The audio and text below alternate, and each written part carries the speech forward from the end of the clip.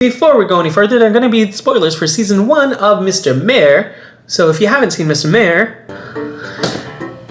what you doing here? First off, let me just say that this month alone has been incredibly busy for me. I mean, to give you a little bit of an update, I moved update over until I can fully dress it appropriately. Appropriate dressing is important for the workplace. And every place. To give you a little bit of perspective to what I need to catch up on in terms of content, currently I'm sitting on 4, I think 3 filmed reviews, not including this one, which I'm gonna have to do soon. I have 8 to go to record, plus all of those 8 to edit and these. So this is gonna be, hopefully, a little short. I got my notes, I got my snacks. Let's get this review started. So Mr. Mayor. When I first heard that this show was coming, I was actually really excited because I like Tina Fey. I like her humor, I like what she does, I like her shows that she creates. The one thing I wasn't really on board was the political theme of the show, just because, oh man, we have politics in entertainment, which can be done well, but lately, past few years, has not been done well at all, and it's just been super annoying. Despite that, I thought that Tina Fey would have something good to offer, because again, she usually does. Great News, 30 Rock, yeah, the Unbreakable Kimmy Schmidt. I mean, come on, she makes great things. So I was like pretty much kind of right, but that's getting a little bit ahead of myself. To give you a little bit of backstory, Mr. Mayor was actually supposed to be a 30 Rock sequel. Yeah. It was supposed to be a sequel show to 30 Rock, starring none other than Jack Donaghy. It was supposed to be about Jack Donaghy, how he moves, I want to say, to San Francisco or to California area, and he pursues his pursuit as a mayor. It was also said that he was going to encounter his equal or someone that's worse than him or him, but even more so. But again, one thing after another, long story short, it kind of just got restructured into what we now know as Mr. Mayor. With this new information, if you didn't know this before, go back and rewatch or just watch the show if you haven't already, and you can actually see a little bit of Jack Donaghy in the Mayor, and you can see a little bit like how everything makes sense, how Jack was supposed to be in this position and how he is supposed to learn. The way they restructured the show so that it's not that, but something else, but still could take place within the realm of either 30 Rock or within its own little Tina Fey world, you know, as each one tends to be. I don't know. I don't really remember what my point was, to be honest. So let's talk that pilot episode. Like I said, I don't think politics should be in entertainment and media. I think that has its own little section, and I think it should remain there. Why? Because no one can be unbiased. Everyone has their own opinion, which is great. But everyone else takes it and it's either I'm right or no one's right type of thing, my way or the highway, and no one treats it as a let's have a peaceful coexistence, or let's have a learning experience on both debate parties. And no, it doesn't. And I'm tired. I'm tired of both the Trump jokes, the Biden jokes, the Kamala Harris jokes. I'm tired, the Mike Pence jokes. I'm tired of all of them. All of the jokes. I mentioned all of them equally because I'm tired of all of them equally. That being said, I hate the pilot. The pilot sucks. It's really unfunny. For me, for a lot of people, it's not. On Rotten Tomatoes, it has a 6.7 out of 10, which is the second lowest, which the lowest rating right now is the episode. The second episode is the second season, and it stands at 6.5, but the rest of the season, the rest of the shows have an average of like around 7 out of 10 stars, I suppose. Inclusively, that pilot made me stop watching it halfway through in December of last year.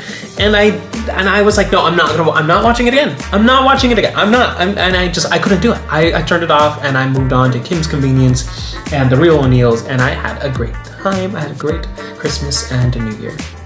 But the only reason why I continued to watch this one is because, well, season 2 was coming out, and I thought this is a Tina Fey show, and I do want to do this as a job, I guess. So I thought I'm gonna push through all of the bad sitcoms, even if they're not good. And guess what? This sitcom isn't that bad. No, it's not the greatest sitcom ever. It doesn't land on even the top 20 for me, but it's very entertaining. It's entertaining for the time being, and season 2 definitely does get a lot better. I mean, watch season 1, it's only 10 episodes, and then you can move on to season 2, which is only currently at 2 episodes. So 12 episodes, in the grand scheme of things, it's not a lot. You can do it. Just push through the pilot and you're good. And I want to talk about the characters to be able to talk about funny. Every single character in this show shines. They shine. I can only remember examples from season 2 at this moment. It's not really I'm gonna sit down and kind of like blink and miss a couple things and be fine. It's kind of it is, but the humor is very implied and it's very give and take. It's hard work for you and it's hard work for me, and it seems like a show shouldn't put in that much work, but the thing is, if a show puts in that much work, you gotta respect it for what it attempts to do to be different, because instead of just sitting there and just letting you listen to the lines and whatever, you gotta actually pay attention. Now that's a problem with this show as well, is that you have to pay full attention because some things do go over your head. It's very classic Tina Fey implied humor. Okay, now we'll talk about the characters. The mayor, I have it written that the mayor is a mix of the demon Michael from The Good Place and a rich, poor man's Jack Donaghy from 30 Rock. The mayor really isn't the funniest character in this show. He's really not. Especially in the first season. First season, he was a little bit crazy and wacky, and he does change drastically from season 1 to season 2. He's more mellow in season 2, and he's more like this. He takes control more in season 2. Spoilers. The mayor's not the most funniest character. Oh, that's improper grammar. He's not. I'm sorry. But he does change drastically from season 1 to season 2. In season 1, he is a full-on Trump parody gone wrong, which helps solidify the fact that Alec Baldwin was supposed to be in this, because again, he does a really good, not necessarily a Trump impression, but he does a very good political dude. But the mayor did seem a little too childish, a little too forced, in my opinion, to be a fully acceptable character, I guess. I don't know. It just didn't seem like it was about him. It didn't seem like it was about him. So the fact that he changed, he became more mellow, and it's more of like it's a group everything, like everyone's a main cast, feels better, because now we're actually dealing with what's going on inside his mind instead of saying what the crap's going on inside your mind. Whirly. So Whirly was super annoying in the pilot, everyone was, but she mellowed out a little bit as well throughout the rest of the season, but she grew. She didn't stay in that whole, woe is me, I'm entitled and I'm rich. So her arc is really nice, and so we're still seeing her try to kind of be like her own person, but also part RP, part her dad, and part Whirly. And she's still being molded because she's still a kid, and so RP is so funny. RP has got to be my favorite character because she has a ton of just physical humor. Holly Hunter is the voice of Helen Parr, by the way. So if you want to watch the show and just listen to Helen Parr just screaming at everyone, it's hilarious. Holly Hunter's character is supposed to be Jack Donaghy on steroids. I don't know what else to say about her. She's just hilarious. RP is just really, really, really well written. If there's a character in the show that is 10 out of 10, it's RP. It's fully RP. I don't really want to talk about the other characters just because they just exist. This show honestly seems like a big giant SNL skit.